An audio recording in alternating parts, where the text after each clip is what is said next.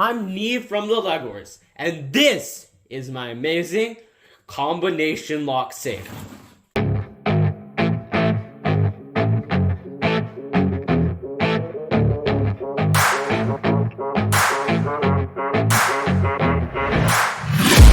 Okay, so here's the amazing combination lock safe.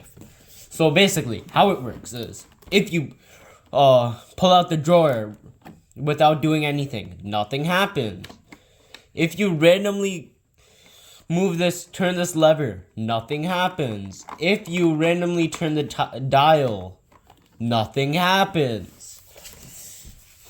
But if you happen to insert the correct combination lock safe thingy, combination lock, I don't know why I said safe, gray, brown, green, that's the combination.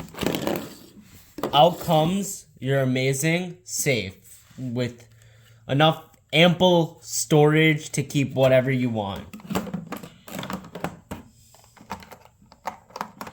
And then if you twist it and turn it a little bit, it's locked again. Okay, so that's basically how it works. And now, time for the mechanism. Okay, so the way this works is really simple. Wait, I forgot to do something. Okay, so basically, if you can see, there are pins coming out from that are connected to this rod thing. So these pins basically keep the safe in place. As you can see, there's spaces here to get the pins to hook on to the safe. So you can't open it unless you put the pins fully in. And it won't go fully in unless you make space for these pin thingies, I don't know what they're called, in the dials. So essentially you need to turn the dials correctly so that you can fully put it in and the pins retract. Turn it and the pins retract and then you can put it back in. So how do the dials work?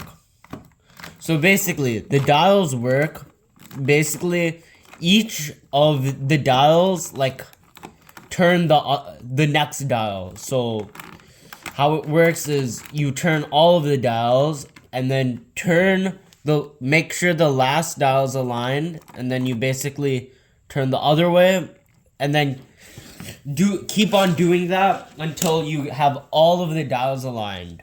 This is basically how every Lego safe works. It's very cool.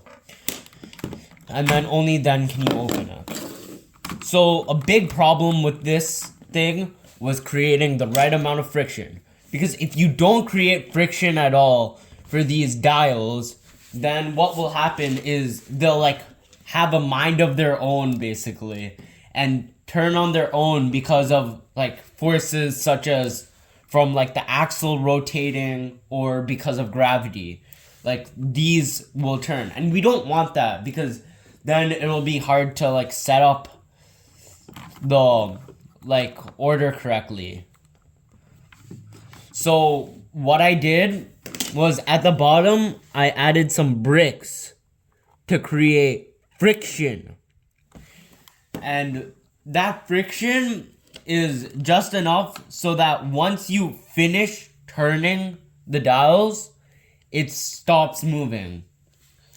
So once you turn the dial the other way, it doesn't move with the dial, which is what we want.